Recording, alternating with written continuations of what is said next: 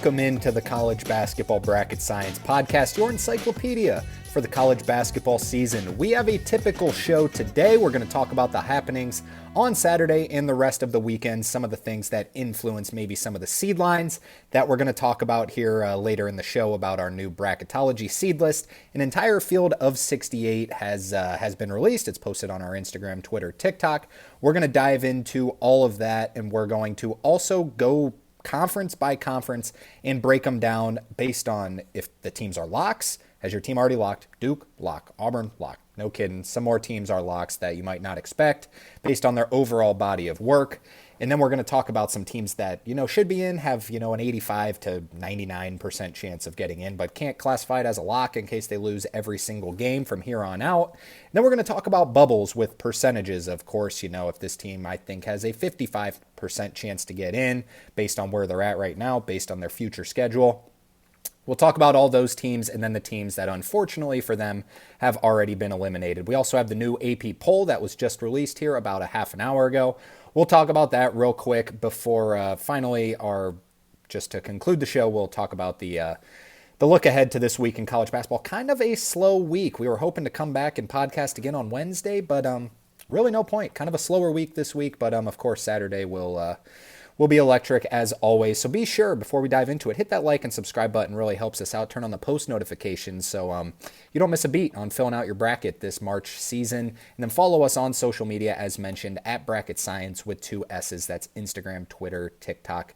Go check it out. Let's go to Saturday. We'll talk about Friday, the Michigan State-Michigan game. We'll talk about Saturday first, though, kind of freshly more in our brain. We're just going to go through these quickly down the line in numerical order of where the teams were ranked. Obviously, things have changed with the AP poll, but where they were ranked at the time. So starting with Georgia losing at number 1, Auburn. Really no surprise here. Janai Broome, 31 points and 14 rebounds. It's really the only thing to mention about this game. Auburn just continues to be awesome. Georgia now 4-10 in the SEC. Number 2, Florida kind of escaped one at LSU. Final score, Florida 79 to LSU 65. LSU led by 6 at the half, and then just in LSU form, got beat by 20 in the second half. Florida, a lock for the NCAA tournament. Great team. Going on, the most just wow result of the day. Illinois loses to number 3 Duke in Madison Square Garden. 110 to 67, the worst loss in Illinois basketball program history. My goodness, Duke just continues to be towards the top. They score 54 in the first half, 56 in the second half. Cooper Flagg, 16 points, 7 rebounds. Illinois battling some sort of illness that's just been ugly, but man, this was an embarrassment on national TV. Yakachonis was fine, 14.7 rebounds, 6 assists. I've been saying for weeks, I think Illinois is the most overrated basketball team in the country, whether that has to do with their health or not. They're still just, people are picking them to the Final Four. It's not going to happen. This team's ceiling is not as high as you think. They're not that great of a basketball team. They're going to be in, but just obviously just completely different levels here. Number 17, Kentucky went to number 4, Alabama. Alabama got the job done, 96 to 83. Mark Sears, second straight 30-point game. He had 30 in this one. Previous game against Missouri, he had 35 in a losing effort.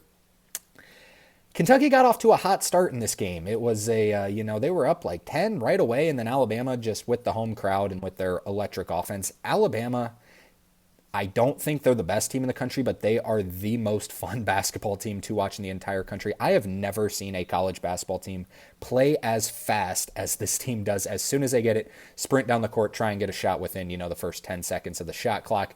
Incredibly fun to watch, which leads to a really high floor because, if they're a 1 or 2 or even, I don't think they're going to fall to a 3 seed, but the 14, 15 seeds, 16 seeds are just, they're going to get blitzed by this Alabama team. But Alabama's defense is a little bit concerning. Kentucky's still without Lamont Butler, Jackson Robinson, and Kerr Kriisa, so they don't really have a point guard. Trent Noah playing a lot of minutes, Colin Chandler relying on some freshmen. And Alabama got off to a shaky start. The defense was really in question. They did end up holding Kentucky to 83, which is okay.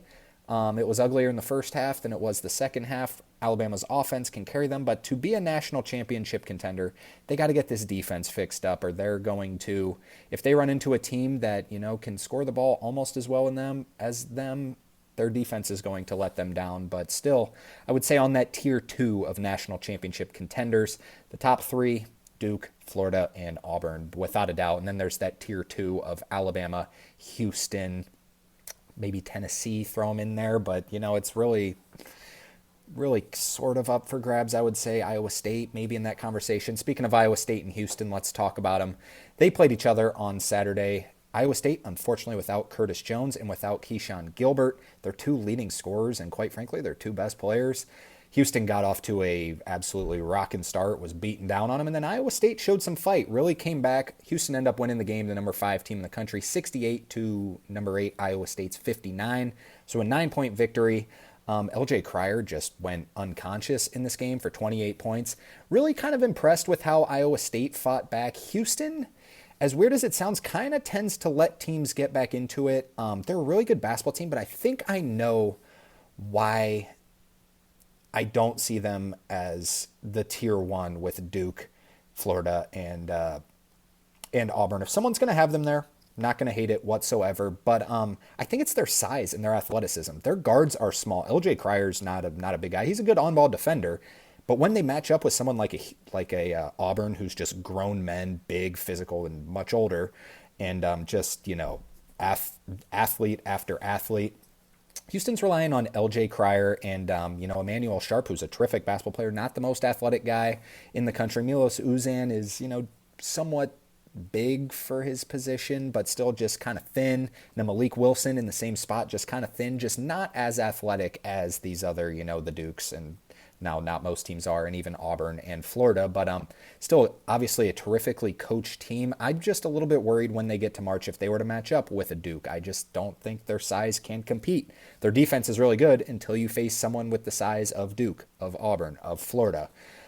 So a little bit concerned about that. Still really like this basketball team. They have a high floor. I think they're going to make the Elite Eight at worst, I would say, but I say that just about every year for Houston, but I'm a little bit concerned if they were to match up. Now, there is a sense where if Houston, reaches the Elite Eight and has to face Alabama as a 1 seed, or even Tennessee, Houston and Tennessee are about as equivalent of basketball teams as you can find. Houston relies on LJ Cryer to make shots. Tennessee relies on Chaz Lanier.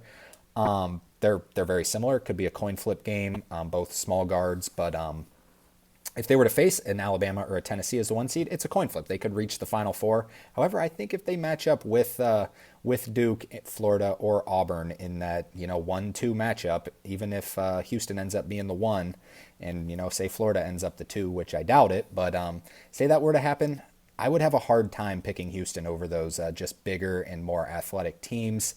Still really good, high floor. But that's enough about Houston. Let's move on. Let's talk about number 6, Tennessee, who went to number 7, Texas A&M. Took them down 77-69. Chaz Lanier went off in the first half. Scored 22 points in the first half. Could not miss. I'm a little bit concerned about if Chaz Lanier has a bad game because he is a little bit streaky. He's awesome. Don't get me wrong. He's awesome. But he's a little bit streaky at some points. If you were to miss shots, they could... I think their defense is so spectacular that, their floor is super high. I don't see this team not reaching the Sweet 16, but if he's missing shots, I could see them losing to a 4 seed, but I still think this team's really good. I won't be taking that. I think they're good enough, and Zakai Ziegler can, kind of manipulate his way to a win. Texas A&M, just not as good as Tennessee, quite frankly. Still the Wade Taylor just hucking up shots, just so tired of watching it, but good team, not as good as Tennessee, though. Moving on, West Virginia takes on number 9 Texas Tech. Texas Tech, no problem whatsoever, drills them 73-51. West Virginia, I don't think is going to win a game in March Madness. I think they're going to get in. I think they just kind of had a little hot stretch that was a little bit fluky. Texas Tech, much better team. Oregon goes to number 11 Wisconsin, takes them down 77-73. Jackson Shellstad hit an absolute just ice in his veins, shot at the end of regulation to send it to overtime, and then it was all Oregon in overtime. Nate Biddle was great in this one, 23 points, 6 rebounds, 3 blocks. John Tonje had 22, wasn't real efficient from the field, 2 of 10 from 3, but Oregon, not a 7 seed I would want to play because they're probably going to fall in that 6, 7, 8 range.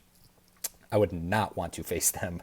Moving on, let's talk about Arkansas. Arkansas picks up a huge win over Missouri, number 15 Missouri, who had just been cruising as of late. Missouri led by 7 in the first half.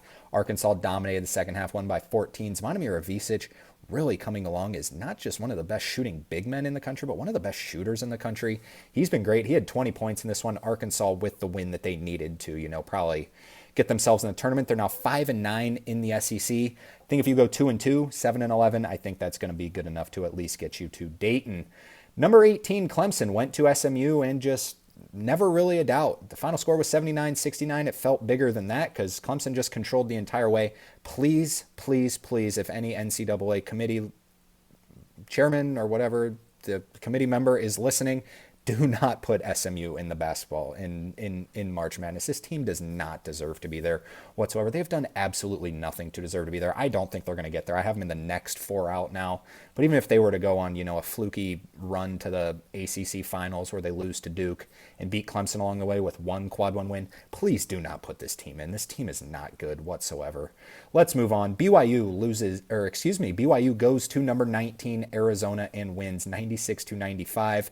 The story behind the game, the foul calls at the end. Richie Saunders went for a they were down one with like 3 seconds left. Kind of just got into position to kind of shoot up a little floater. There was nowhere near a foul called, and the Big 12 official from almost half court called the foul, and he was also the one who called a fluky non-call earlier. It was just it was a horrible call. Don't get me wrong. I love BYU. I think BYU is they're on the rise right now. They're getting better and better. This is a huge win, but this was an instance where a call changed the game. It was not a foul. It was people are saying it's the worst call of the season. The 2 worst calls of the season have both been in Big 12 play. I don't know what officials or what it was. It was this one and then that JT Toppin ejection, both in Big 12. The Big 12's got to figure this out. I mean, there were videos going viral on TikTok I was seeing about like this ref had to have money on the game. Like it was a bad call, but hey, good for BYU. Arizona shouldn't have been in that spot in general. BYU goes there, puts up 96 points. Richie Saunders is like really starting to pop off as an elite player in Big 12 play. Even Kiba Kita, he is a freak athlete down low. The transfer from Utah to BYU. Caleb Love was fine. He scored 27 points in this one, but BYU goes and hands Arizona their 3rd loss in their last 4 games, probably right on that 4 seed line. BYU very comfortably in the tournament right now. Good on them for picking up that defining win right here after just killing Kansas the time before. All right, let's move on back to the SEC. The SEC had a fantastic day for exactly what they needed to do. Number 21, Mississippi State went to Oklahoma. Oklahoma takes them down 93-87, scores 59 in the second half. Jeremy Fears, 27 points, 10 assists. Oklahoma 4-10 in the SEC. Yet in the tournament, their record was 13-0 in non-conference play. Now 4-10 in the SEC. I have them in. I don't even have them as a first 4. I have them as the last bye team, so 5th team from going out. However, if there's those bid thieves, I would not get too comfortable being on that bubble. So if they go 2-2, 6-12, and they win 1 game in the SEC tournament, I think they'll be fine just because their non-con was so spectacular. But this was a good start. They needed this win. Oklahoma State lost at former number 23 Kansas, 96-64. No surprise there. This isn't even on the graphic. Just had to mention there was a story that was broken that Bill Self really considered leaving Kansas to go to Oklahoma State last year after the NCAA tournament. Oklahoma State is his alma mater, and he really considered it. And it really got a lot of people thinking, like, you have all the pressure and expectation in the world at Kansas. He's been there forever. Why not? It's not the craziest thing in the world to envision if Oklahoma State's going to offer him the same salary as Kansas for a new challenge to go kind of try and rebuild and not have all that expectation, kind of be, people are a little bit out on Bill Self right now in Kansas. I don't think they should be. He's awesome. He just won you a national championship a couple years ago, but I'm a little bit frustrated with him and obviously Hunter Dickinson, KJ Adams, DeJuan Harris. But kind of just an interesting story that developed there. Really got me thinking, like, yeah, why not? I wouldn't hate it. I wouldn't completely blame the guy. I mean, obviously he's got one of the coolest jobs in the world, but if you want to relieve some stress, he had that heart procedure just a couple years ago. I see it. I would not hate it. But anyways, not a big result there. Number 24, Ole Miss lost to Vanderbilt. Vanderbilt picks up that win that they needed, 77-72. Vanderbilt comfortably in the field right now, 6-8 in SEC play. The Vanderbilts, the Oklahomas, the Arkansas, the Texas, the even Georgias of the world, if they were to go 7-11, they're probably at worst going to be in Dayton. So, you go 1-3 in your next 3 games, you're probably going to get to Dayton. Go 2-2, you probably don't even have to go to Dayton. Good for Vanderbilt, get them into the tournament. Moving on to some of the unranked games, Wake Forest lost at NC State. And no, this isn't a Final Four NC State team. This is an NC State team that came in 10-16. Wake Forest I have as the last team in the tournament right now. We'll talk about them in our bubble watch in a little bit. I don't think this team should be in. I don't think this team's very good. Their strength of record is pretty high. Once a bid stealer comes in, if VCU doesn't win the A10, Dayton wins the A10 and VCU would climb above Wake Forest. So Wake Forest would be forced out. The computers don't like them for good reason. They don't look like a good basketball team. You can't really lose to NC State. They don't look like. This is the full reason of why to not expand the NCAA tournament. If Wake Forest is comfortably in not comfortably in, but, last team in, first four out, I think we can all kind of agree this does not look like a tournament team. Expanding that out, really, no, that is just not a good idea whatsoever. If there's a reason to not, we'll talk about that a little bit more in the bubble watch. Let's keep going. Speaking of bubble teams, Texas loses to South Carolina. South Carolina's first win in SEC play, 84-69. There's not enough hate going towards Rodney Terry. As sad as and probably unprofessional as that sounds, he has been horrible there. You give Trey Johnson and Tremont Mark to just around Louisville. You give him to Pat Kelsey and Louisville. I promise you this team is like just with those two players, these two are like two of the studs in the sport. Tremont Mark is so long and athletic. Trey Johnson is obviously one of the best scorers in all of college basketball. How can you not win with this team and all the resources that you have as Texas? I'm so far out on Rodney Terry. They got to go in a new direction there. That experiment has failed. Chris Beard built that roster that made Rodney Terry go to the Elite Eight, and is when he was the interim and eventually got him the job. That team was just on cruise control by a Chris Beard coach team. Chris Beard's teams are already better than Texas's. This is a failed experiment. It's time to move on. I'm tired of that one.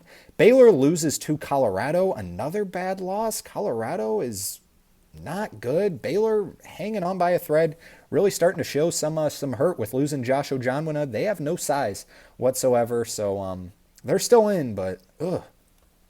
St. Mary's goes to Gonzaga. Left no doubt, just won the entire game, 74-67. I forgot how much I dislike Gonzaga's big men. Graham Ike is efficient. Graham Ike is, we'll compare Gonzaga and Kansas.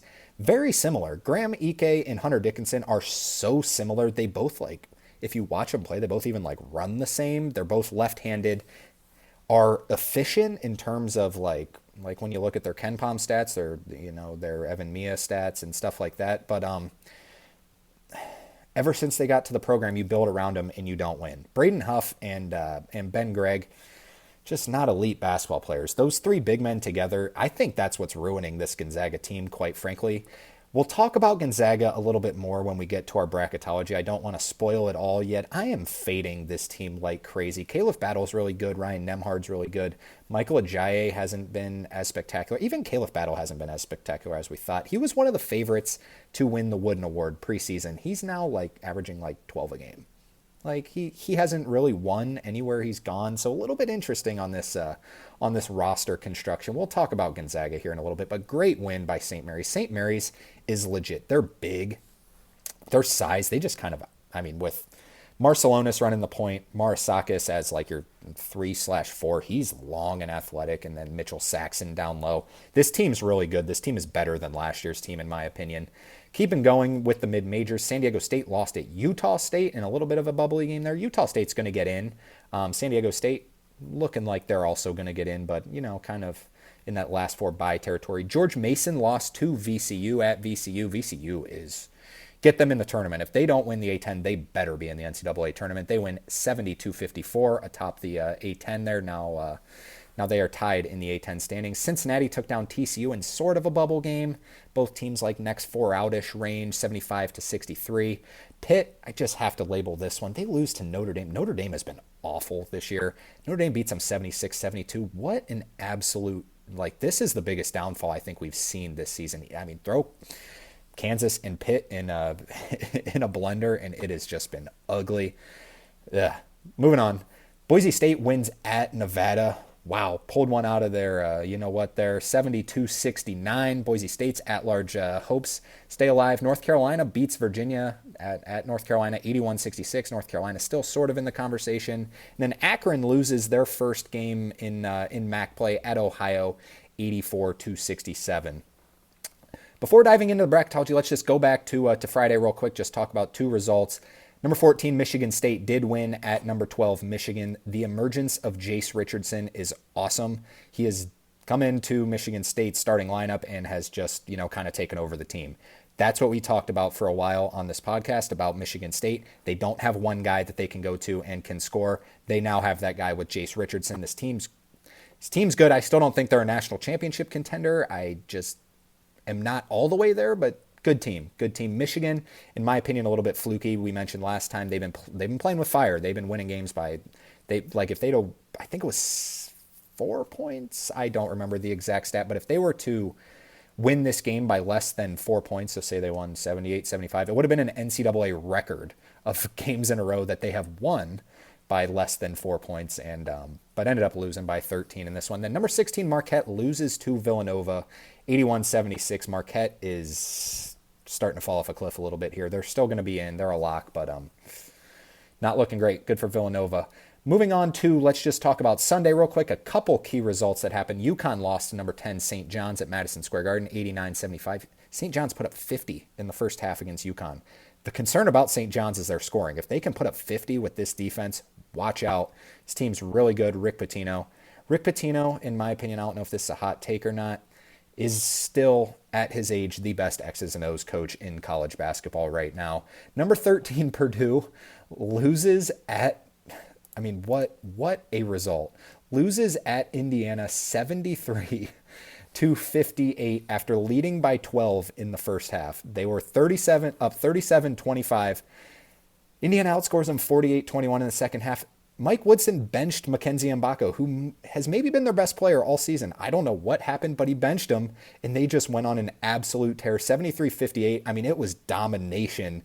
Assembly Hall was louder than I have heard it in as long as I can remember. Tremendous win for Indiana. They're in the tournament as of right now. Purdue has lost 4 in a row right now. How about Indiana kind of rallying behind their boy Mike Woodson there? Memphis takes down FAU, no surprise there. Ohio State loses at UCLA. Ohio State had the worst week out of anyone. Lose at home to Northwestern. They showed up for this game at UCLA. UCLA was honoring Bill Walton in this game, so a lot of old alumni there, and UCLA ended up getting the job done. Kind of just an ugly watch here. Ohio State's fighting the injury bug or the illness bug, I guess I should say. Junie Mobley, played in this game with the flu. Aaron Bradshaw didn't travel because he's got the flu. Kind of fighting the injury bug here, but UCLA, to me, just a better team there. Drake took down Northern Iowa in overtime thanks to some last-second heroics, a 3 in regulation that the Drake player got fouled on, knocked down 2 free throws, got it to overtime, dominate in overtime. They win there. Utah loses to UCF. Utah officially eliminated. UCF basically eliminated, but still sort of, there. 76-72. Arizona State wins at Kansas State, 66-54. Kansas State with the most random 6-game winning streak probably in history because this team is still not good.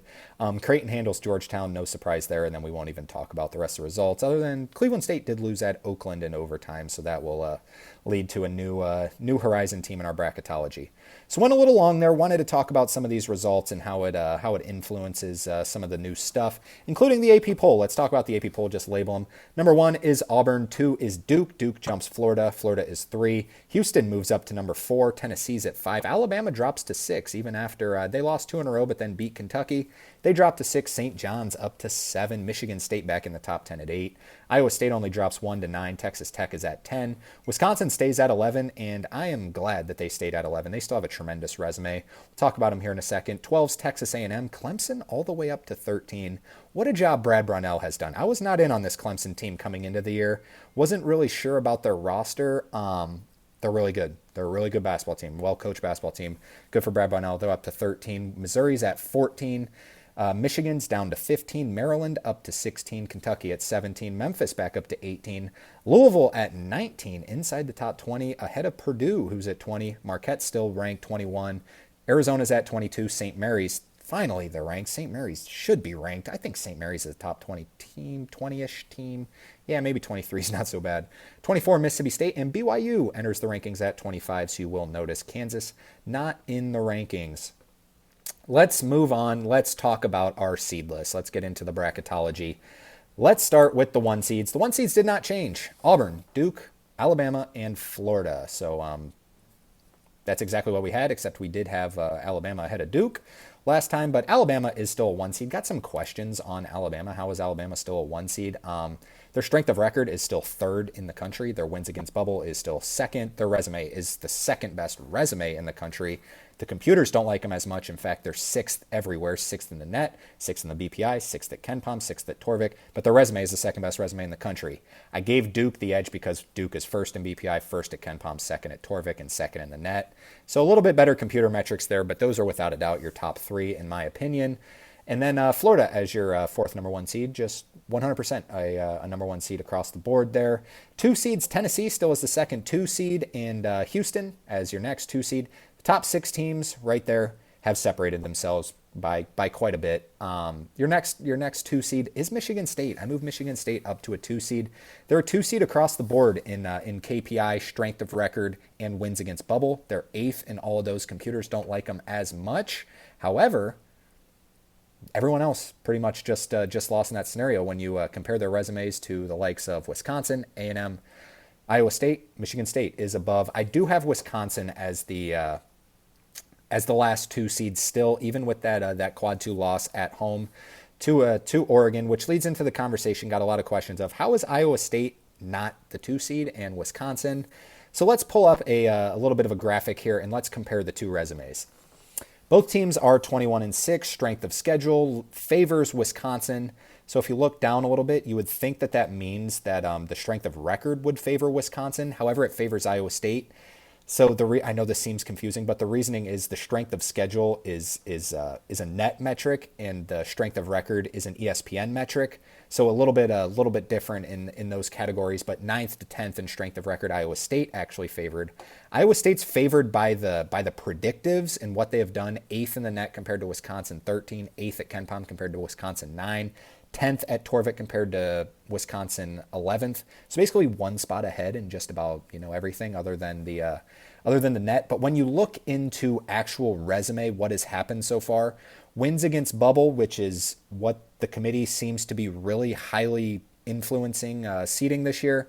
Wisconsin is above Iowa State in this category, 9th to 11th. Quad 1A, which is on there, which is on the committee team sheet. Wisconsin's 2-4. Iowa State's 1-4 in Quad 1 overall. Wisconsin 7-5 compared to Iowa State 6-5. Excuse me. Quad 2, Wisconsin 7-1 compared to Iowa State 7-0. So a little bit of a lean there. But in Quad 3/4 losses, Wisconsin doesn't have one, and Iowa State does have one, which is that home loss to Kansas State. I know they were without Milan Momcilovic, but it still goes in the metric as a Quad 3 loss. I lean Wisconsin. I understand that some people will say, hey, I think Iowa State's a better basketball team.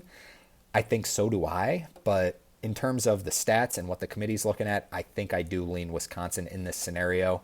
Now, I could compare these to Texas A&M because Texas A&M's is kind of all over the place.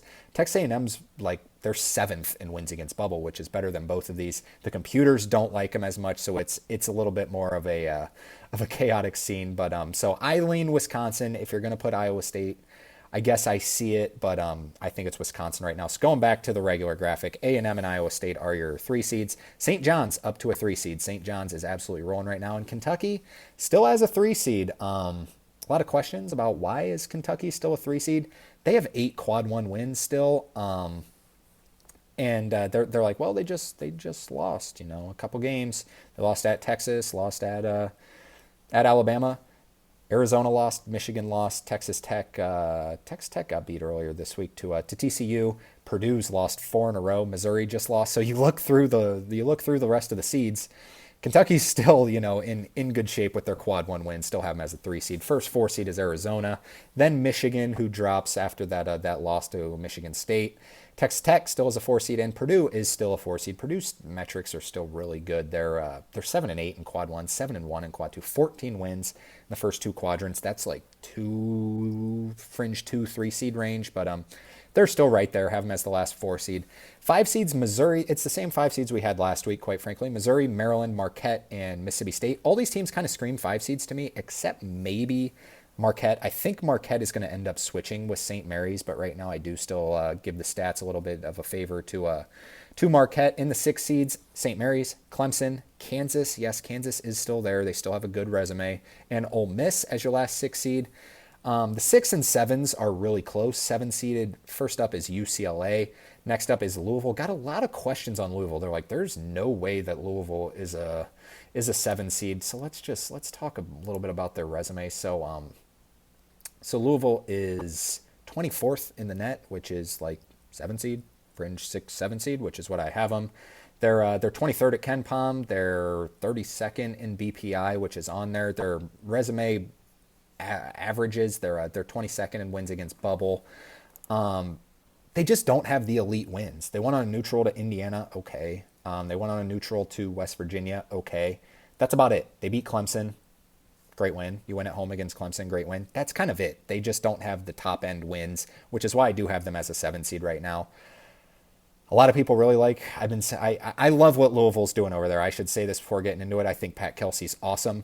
I don't see it with this team. I don't think they're going to make the Sweet 16. If they win a game, wouldn't be too entirely surprised. I don't think I'm going to bet it. I think I'm matchup dependent. We'll see, but still love what they're doing over there. It's awesome. They're going to get into the NCAA tournament. Next 7 seed is Oregon. Oregon, after that big win, they have 9 quad 1 wins. The computers do not like them because they haven't been too awesome, but they still have 9 quad 1 wins. That's awesome. That's tied for second in the country. Memphis as your last 7 seed. Got a lot of questions on them too. Not a lot of teams in the top 7 seeds. I don't have the stat to back it up. Probably ever, have had 2 quad 3 losses. Like Boise State has 2 quad 3 losses, which is kind of what's keeping them out of the tournament right now. Memphis has 2 quad 3 losses, and I have them as the last 7 seed right now. So if any someone like Memphis fans they're ruthless. They expect every bracketologist to have them as like a 5 seed right now, which is just ridiculous. They have 2 quad 3 losses. It's not their team's. I mean, like it is their team's fault, but it's a little bit more of the athletic department's fault. Get out of the AAC and you won't be in this conversation. Go to the Pac-12. I don't care if you have to travel every week. Go to the Pac-12. Join the Big East. I don't care. Get out of the AAC. First 8 seed is Creighton. Creighton comfortably in the tournament. New Mexico also comfortably in the tournament. BYU up to an 8 seed right now after their big wins. They're going to get in. I'm fully confident in it. And then Utah State rounds out the 8 seeds. Now the 9 seeds, as soon as I post this graphic, I knew I was going to get it, that the 9 seeds are as dangerous as they've ever been. In terms of brands, these are probably the biggest brands you would ever see as a 9 seed.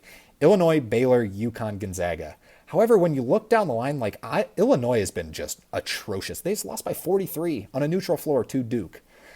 Like, this team is not that awesome, and I agree, like, the brands, like, I wouldn't want to face them if I'm an 8 seed or, if the 9 seed wins as a 1 seed. But, Baylor has not been great either. None of these teams are ranked too high outside of Gonzaga, but Gonzaga has no room to back it up. We'll talk about them here in a second. Same goes for UConn. Like, everyone's like, oh man, I don't want to face Dan Hurley in the second round. I wouldn't either, but this team is not that good. Their resume is not that good. Now, I agree, coaching really does mean something come March Madness, but they're 37th in the net, 38th at Ken Pom. This team's not awesome. They're, like, kind of hanging on by a thread. Like, I wouldn't lose another quad 3, quad 4 loss. They're another one of those teams with they have only 1 quad 3 loss, but they're comfortably in, but hang on. All right, let's talk a little bit about Gonzaga. So Gonzaga I have as the last 9 seed. Been seeing people have them up as 8 seeds, which I get it because their resume is so interesting. They're 10th in the net, 11th at Ken Pom, 14th at Torvik, 10th in the BPI. The computers love them. However, their resume has done nothing. 0-3 in Quad 1A, 2-6 in Quad 1. That's not good. 4-2 in Quad 2.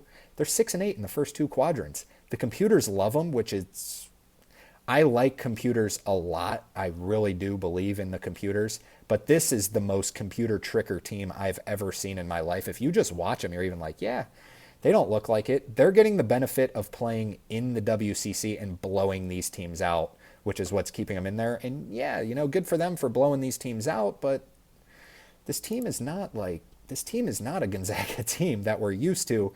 They're 12-4 in the WCC. It does raise some questions if Oregon State was 21-8 and 12-4 in the WCC and had this exact resume, would they be a 9 seed? I don't know. So Gonzaga does blow out teams. They do blow out teams that they should beat, like the Pacifics, like the Loyola Marimounts, the Pepperdines, as you should. I think even Washington State has just kind of fallen off a cliff here lately. But so let's compare Gonzaga's resume to other mid-majors like Drake or VCU. So Gonzaga, we mentioned they're great computer numbers, but in terms of quadrants, so 2-6 in quad 1, 4-2 in quad 2. Remember that. Let's find VCU on here. VCU's 0-1 in quad 1, so 0-1 compared to Gonzaga 2-6. Yet they're 7-3 in quad 2 compared to Gonzaga 4-2. So somewhat similar, 7-4 in quad in quad 3. Or excuse me, in the first two quadrants combined, and they do have a quadrant 4 loss. So it's that quadrant 4 loss that's kind of holding them back right now. In terms of recency bias, VCU looks better than Gonzaga. But next up, let's talk about Drake, who has much worse computer numbers. They're 1-0 in quad 1 compared to Gonzaga 2-6. They're 4-1 in quad 2. They have 2 quad 3 losses though, but they're 5-1 in the first two quadrants. Their overall strength of record is 35th. Compared to Gonzaga's being 51st. 35th in strength of record to Gonzaga's 51st. Gonzaga's 48th in wins against bubble. And Drake is 41st. So a little bit better resume in my opinion, yet you are not going to find anywhere that is going to rank Gonzaga lower than Drake, just strictly based off of computer numbers. Drake is 59th at KenPom, 51st at Torvik. As we mentioned, Gonzaga is right around that 11 to 14 range in every metric. So that's the reason I'm not bought into it. I'm not bought into it. This is a little bit too high of a seed. If you're going off teams who deserve to get in, Drake has done more to deserve to get in than Gonzaga. I'm not saying on a neutral site that Gonzaga wouldn't beat Drake, but in terms of teams that deserve to get in, it's Drake. It's VCU. VCU's strength of record is 46th and 51st in wins against bubble compared to 51st for Gonzaga in strength of record, so leans VCU, and 48th in wins against bubble. So that one leans VCU. I see the argument. Probably Gonzaga by a hair, but not by much. Not by 2-3 seeds like we've been seeing them. Just about even 4 seeds. It's just basically, I don't know. It's the most computer trickery team I have ever seen. I would lean Drake over Gonzaga getting in. However, that's not going to happen because the committee does value these predictive metrics. Anyways, that's enough about Gonzaga. Let's move on. 10 seeds. West Virginia still in, Nebraska right there. San Diego State and Vanderbilt comfortably in, with Oklahoma getting the first 11 seed as a bye team. So let's switch graphics. Let's go to the bubble graphic. The last 4 byes: Nebraska, San Diego State, Vanderbilt, Oklahoma. As mentioned, your first 4 teams, the teams that would be facing off: Arkansas and Texas. Arkansas taking on Texas in an 11-seeded game. Indiana taking on Wake Forest in a 12-seeded game. Yes, this kind of fit in perfectly because Arkansas and Texas have much better predictive metrics, so they would be in that 11 range. Indiana and Wake Forest as the 12 seeds. First 4 out, Ohio State drops out. Yes, Ohio State had the worst week out of anyone, unfortunately, for the Buckeyes. George Mason as your second team out. North Carolina still in the hunt as your third team out. Xavier as your fourth team out. So just remember, if there's a bid stealer, if George Mason wins the A10, if, for example, a random, Kansas State wins the Big 12, everyone would be forced back one. All these bid stealers, that would force everyone back one. So you might be looking at Indiana as the first team out instead of in this first 4. This is predicting all the favorites win the conference. So got Xavier as that fourth team out, Georgia as the fifth team out, SMU right after that is the sixth team out, Boise State seventh team out, and then Cincinnati as the eighth team out. These teams are hanging on by a thread. Next up, still teams that I haven't quite eliminated: UC Irvine, TCU, Villanova, San Francisco. teams with not great shots, but still haven't completely been eliminated from at-large berth. So let's go back to the original graphic where your 11 seeds, Oklahoma, as mentioned, VCU as the automatic qualifier out of the A10, and then Drake as the automatic qualifier out of the Missouri Valley. And then we mentioned Arkansas taking on Texas. UC San Diego as the automatic qualifier out of the Big West. Another one of those teams where if UC Irvine wins the Big West, I think UC San Diego would be in right now over Wake Forest, but we'll see how it aligns later. So Indiana taking on Wake Forest, as mentioned. Yale out of the Ivy League, McNeese out of the Southland. So not a lot changed in this 12, I guess, the mid-major to low-major teams. Akron still the favorite to win the MAC. High Point out of the Big South. Chattanooga out of the SoCon, and then Lipscomb out of the ASUN. James Madison. How about James Madison? They enter the field over the likes of Arkansas State and South Alabama in the Sun Belt. Jacksonville State still comfortably in, sort of, out of the Conference USA. We'll talk about a big matchup they have later this week. Utah Valley out of the WAC, not Grand Canyon, Utah Valley, and then Towson out of the CAA, 15 seeds. Montana, Bryant, Robert Morris, as we mentioned, enters the field instead of Cleveland State, and then Central Connecticut State, 16 seeds. Marist back in the field. Omaha in comfortably first place in the Summit right now. And then Norfolk State taking on Southern, and SEMO taking on American. That is the entire field of 68 as it stands today. Next, let's dive into these conference breakdowns. So we'll go ACC, Big 12, Big East, Big 10, SEC, mid-majors. We're going to talk about the locks, teams that are eliminated, should be in, bubble. You'll get the point when we get started here. I know we're running a little bit late here. As the locks in the ACC, the first one, Duke, 100%. Louisville, yes. Clemson, yes. They're going to be in the NCAA tournament. On the bubble, Wake Forest, I have them in right now. Their strength of record's good. I give them a 55% chance to get in with their upcoming schedule, and just their solid strength of record. I think they're going to be in Dayton, but I'm not too confident. I'm 55% confident in it. North Carolina, I give a 35% chance, climbing a little bit. So basically, I've gotten a lot of questions about North Carolina. How do we have a path to get in? If you beat Duke on your home floor, it really puts it, as long as you take care of your next three, which North Carolina should. I'll pull up their schedule here real quick. I know it's nothing too good. They're at Florida State, should win that one, home against Miami, and away at Virginia Tech. Those are two of the worst teams in Power Conference. Should go 3-0. Don't lose at Florida State. I will recommend that. So if you're 3-0 and you beat Duke, I think that gets you in the tournament for then. For that moment, in fact, I will confidently say I'm pretty sure that would get you in at that moment. I still wouldn't be fully comfortable with the bid Steelers. I would probably win 2 games in the ACC. So if you win your next 6, I think you're probably good. If you lose to Duke, I think you're going to have to make the ACC finals. And then if you say lose to Duke again, it would be really close. So if you go 3-1 over the last 4 with that loss being to Duke, and then you make it to the finals and lose to Duke again, or even Clemson or someone, but you probably got to make it there and pick up a quad 1 win over Louisville or Clemson along the way. If you lose at Florida State, you're probably going to have to beat Duke and then make the final. So don't lose to Florida State. That is a trap game, but I think North Carolina is going to know that they got to get that one. Then SMU, I still give them a 20% chance. It should be 0% chance this team stinks, but their metrics and stuff still have them sort of a chance. Eliminated: California, Syracuse, Virginia, Pitt, Florida State, NC State. Don't count them out. We never know. Boston College, Stanford, Miami, Notre Dame, Georgia Tech, Virginia Tech. What a rough year for the ACC. Let's move on to the Big 12, some Big 12 locks. Houston, Kansas, Arizona, Iowa State, and Texas Tech are all locks. Teams that should be in: Baylor, I give them a 95% chance. Honestly, probably even higher than that. Same goes for BYU, 95% chance. West Virginia, give them a 90% chance. Those 3 teams, they're going to be dancing on the bubble, but sort of, not really. Cincinnati has about a 10% chance to get in. TCU and UCF have 5% chances to get in. Not really great. Teams that are eliminated: Utah joins the elimination list with Colorado, Oklahoma State, Kansas State, and Arizona State.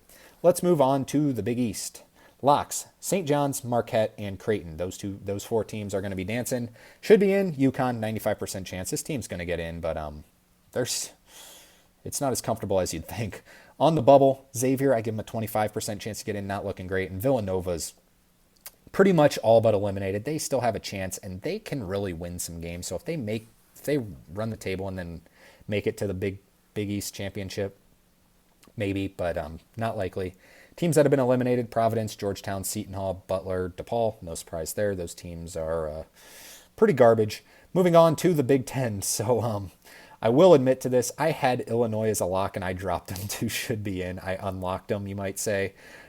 They're going to get in. Their resume is good enough to get them in. They have a ton of quad one wins. They're going to get in, but might have jumped the gun a little bit on that one. So some locks: Maryland, UCLA, Michigan State, Oregon, Michigan, Purdue, and Wisconsin. Those teams will be in.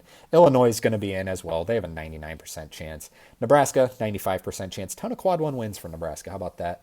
On the bubble, Indiana jumps Ohio State. 50% chance to get in. I would say it's a coin flip right now. However, just going off of trends, I think they're a little Kansas State-like. I don't think they're as good as they're showing right now. Now, maybe they're rallying around their guy and Mike Woodson. I mean, this team, it's still coached by Mike Woodson, quite frankly. And they won at Michigan State, which was tremendous. They threw in that zone. And then you beat Purdue, which is awesome. It's a rivalry game, but Purdue's been kind of falling off. I don't think Indiana's going to end up getting in, but in terms of resume, I'd give it 50-50. And Ohio State drops to 45%. This team's 15-13 now, 2 straight losses. You can't lose at home to Northwestern by 21. That hurts. That hurts badly. Some teams that have been eliminated. USC joins this group this week. USC, Washington, Penn State, Minnesota, Iowa, Northwestern, and Rutgers. Yeah, what a rough season for Rutgers. Now let's move on to the SEC. 9 locks, my goodness. Auburn, Alabama, Florida, Kentucky, Tennessee, Ole Miss, A&M, Missouri, and Mississippi State will all be dancing this year. On the bubble, I guess you can kind of consider them a should-be-in/bubble team. Vanderbilt, 80%. I think they're going to get into the tournament. They have wins. They're 6-8 in the SEC. That's pretty good for a bubble team. Oklahoma, I still give them a 65% chance. I know that they're 4-10 in. Are they 4-10 in the SEC? I still think that they're going to. I think they have a better chance than not to get in. They're 13-0 in non-con, so it's just the SEC eating itself up. But that was a big win against Mississippi State. I think this team's just fine. As mentioned, they were my last 4 buys. Arkansas, I give them a 55% chance, so slightly better than not to get in. They're playing better as of late. Zvonimir Visic really starting to step it up. And then Texas, I give them a 45% chance, even though they're in right now. I still give them a 45% chance. This team is falling off a cliff right now. A lot of people don't think this team deserves it. Neither do I. Don't extend the bubble. These teams do not deserve it. A lot of them do not. Wake Forest, Texas, teams do not deserve it. SMU, please no. Even Indiana, oh my goodness. Georgia, I give them a 20% chance. It doesn't look like they're going to get in. LSU joins the eliminated this week. Got questions last week like, how is LSU even a 5% chance? And then they were up like 6 on Florida. And it's like, if they run the table, there's still a chance. Not anymore. That loss to Florida pretty much did it. LSU and South Carolina are eliminated. Let's move into the mid-majors quickly here. One lock. It is St. Mary's. St. Mary's is going to be in. I know it seems like a lot of these teams could be locks, but there's just so many more roadblocks in these teams' schedules for the likes of, obviously Memphis being in the AAC. We just talked about it. Please get out of the AAC. Memphis still a 99% chance to get in. New Mexico 95% chance to get in. They have a quad 3 and quad 4 loss, which is the only reason it's not 99%. Utah State 90%. They're going to get in. Gonzaga 80%. Not as confident, but they're probably going to be in. Same goes for San Diego State. On the bubble, Drake, with that win against Northern Iowa, I moved them up to a 70% chance to get in. Same with VCU with their win against George Mason. UC San Diego, I give it about 50-50, about as close as it gets. Them in Indiana, about as 50-50 as they get. George Mason, still 35% chance. It doesn't look great, though. Does not look great. UC Irvine with a 15% chance, Boise State with a 15% chance, and San Francisco with a 5% chance. Got asked a lot about Boise State. What can they do? They have a lot of work to do. They play Utah State this week. They are favored at home against Utah State. However, I believe that is I believe that's a quad 2. It is. It's a quad 2 game, so it's not even a quad 1 game. They're going to have to reach the Mountain West Finals, in my opinion, and then probably lose to another quad 1 team. All right, that is it for the conference breakdowns. Now let's just do a quick little week preview of what we got to look forward to this week. On Monday, we have a pretty good Monday, but the rest of the week is a little bit down from what we've come to expect this awesome season. At 7 o'clock on ESPN on Monday, we have 3 games on ESPN. 7 o'clock, North Carolina goes to Florida State, that game that we mentioned. North Carolina needs to win this game. They are favored by 2. At 8 o'clock on FS1, number 15, Michigan goes to Nebraska. Michigan favored by 1.5. Nebraska at Pinnacle Bank. I don't know if I'd bet against them there. Might like Nebraska in that one. 9 o'clock on ESPN. This is the best game of the entire week on Monday. Number 4, Houston goes to number 10, Texas Tech. Top 10 matchup. Houston favored by 1.5 on the road. Texas Tech got them earlier in the year without JT Toppin. That's going to be a fun one. And at 11 o'clock on ESPN, Kansas travels to Colorado. Just kind of a whatever game. Go to bed after the Houston-Texas Tech game. On Tuesday, number 2, Duke goes to Miami. Jay Lucas, coach of the associate head coach for Duke, is the heavy frontrunner to be the Miami head coach next season. So this is kind of why this is an interesting one. That's at 7 o'clock on ESPN. Duke is favored by 1 million, I think. No, they're favored by 23 in that one. At 7 o'clock on ESPN2, Baylor goes to Cincinnati. Cincinnati still somewhat in it. Baylor kind of falling off. Baylor is an underdog in this one at Cincinnati. Cincinnati favored by 1. At 7 o'clock on the SEC Network, number 3 now, Florida, goes to Georgia. Georgia in desperate need. If they want to get an at-large berth, you probably got to win this one. But Florida is favored by 8 on the road. At 9 o'clock on the CBS Sports Network, TCU goes to West Virginia. West Virginia is favored by 9 at home. If TCU doesn't want to get eliminated, they got to win this one. West Virginia also, kind of falling a little bit. At 9 o'clock on ESPN2, this is the best game of Tuesday night, in my opinion.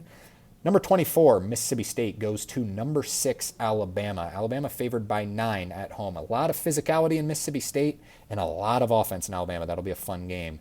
Also at 9 o'clock on the SEC Network, number 5, Tennessee, goes to LSU. LSU been eliminated, but kind of a LSU not as bad as you might think, but Tennessee's favored by 11 on the road in that one. At 11 o'clock, we got 2 11 o'clock games that are pretty interesting on this Tuesday night. New Mexico goes to San Diego State. San Diego State favored by 4. That is a fun matchup. San Diego State's been the top dog in the Mountain West for the past couple years. New Mexico seems to be the top dog this year, but we'll see. San Diego State favored at home. At 11 o'clock on the CBS Sports Network, this might be the game I'm most intrigued by. Gonzaga goes to Santa Clara.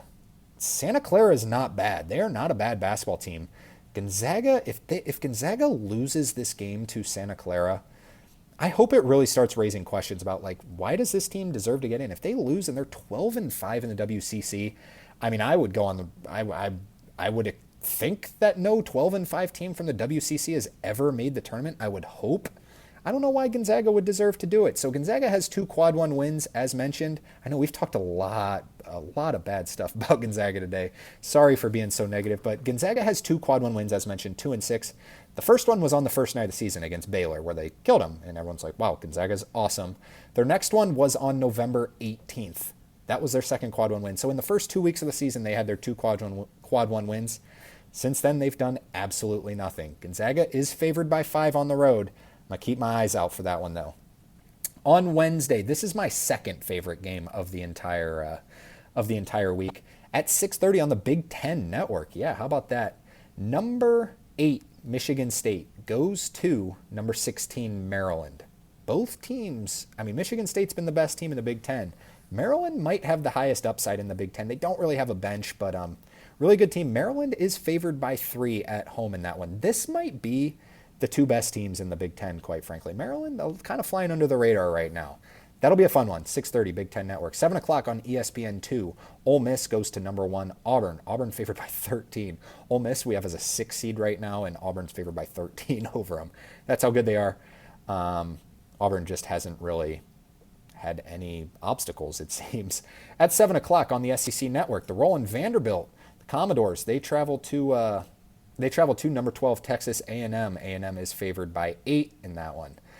At 9 o'clock on the SEC Network, number 17, Kentucky, travels to Oklahoma. Oklahoma kind of rolling right now. Kentucky only favored by 2. I guess Oklahoma not really rolling. Just picked up a big win. I guess that would be the better phrasing. But Kentucky favored by 2 on the road in that one. Oklahoma wins this game, you're probably going to see them in March Madness. If they lose this game, it's going to be some work to do. Big one for the Sooners in that one. At 9 o'clock on ESPN2, the bubbliest matchup of probably in the entire week. Texas goes to Arkansas. Arkansas is favored by 5 at home. Calipari needs this one. They need this one. Rodney Terry might even need this one a little bit more. I don't know. You don't want to lose at home if you're Arkansas. Rodney Terry might need this one for his job, quite frankly. And in my opinion, I think he should need this one for his job. But we'll see about that one. That's a bubbly game at 9 o'clock on ESPN2. At 9:30 on ESPN+, BYU goes to Arizona State. Arizona State, we just eliminated. BYU only favored by 2 on the road in that one, though. At 10:30 on the Big Ten Network, Ohio State. After they traveled to UCLA, they're staying there for USC. Ohio State needs to win this game. 100% needs to win this game. They are favored by 1 on the road. At 10:30 on FS1, Utah State travels to Boise State. Remember we mentioned Boise State's going to need this one. It's only quad 2, but they need this one for any chance. They are favored by 3 at home. On Thursdays have been absolutely magnificent for people who love mid-major basketball. At 7 o'clock on Flow Sports, I still don't really even know what Flow Sports is other than you can just buy I don't know. It's kind of frustrating when games are on Flow Sports because you can't really watch them, but it's a good one. The CAA top 2 teams, William and Mary goes to Towson. Towson favored by 5 in that one. At 7 o'clock on ESPN+, the top 2 teams in Conference USA, Jacksonville State goes to Liberty. In my opinion, Liberty is a much better basketball team, but Jacksonville State is atop the standings right now. Liberty is favored by 8 in that one, though. At 7 o'clock, also on ESPN+, the top 2 teams in the Southern Conference, the SoCon. Chattanooga goes to UNC Greensboro. UNC Greensboro is favored by 2 in that game. And then at 9 o'clock on Peacock, just a random Big Ten game, Rutgers travels to number 15, Michigan. This should be a lot of fun. There might be 3 lottery picks in that game. Danny Wolf, Ace Bailey, and Dylan Harper. 9 o'clock on Peacock. That's it. Just under an hour today. A little bit of a longer show. Had a lot to talk about. A lot of recap to talk about on Saturday. Hopefully you stuck with us. It's going to be a fun week of college hoops. It's a little bit slower, but we're really starting to figure out who's going to be in the field, comfortably and who's not. So, big week for bubble teams, but we'll be back as always on Friday. We'll talk Friday morning and preview the entire weekend. We'll preview the Friday night games. We got some good ones on Friday, and then Saturday, of course, is loaded. Even Sunday, and then the next time. We'll record that, and it'll be the last day of February. So the time after that we talk, it will officially be March. How about that? We'll probably get a Wednesday episode next week because next week's games are a little bit better, and we're going to start entering conference championship week. How about that? It has gotten here so quick. Under 3 weeks until Selection Sunday before you start filling out your brackets. Just think, 3 weeks from today, you will be overthinking every single game about who to fill out in your bracket. Of course, we'll be busy talking college hoops then. Everyone have a great rest of their week. Be sure to check out the Instagram, Twitter, TikTok, links below. Hit the like and subscribe button. We'll talk to you again on Friday. Go College Hoops. Take care.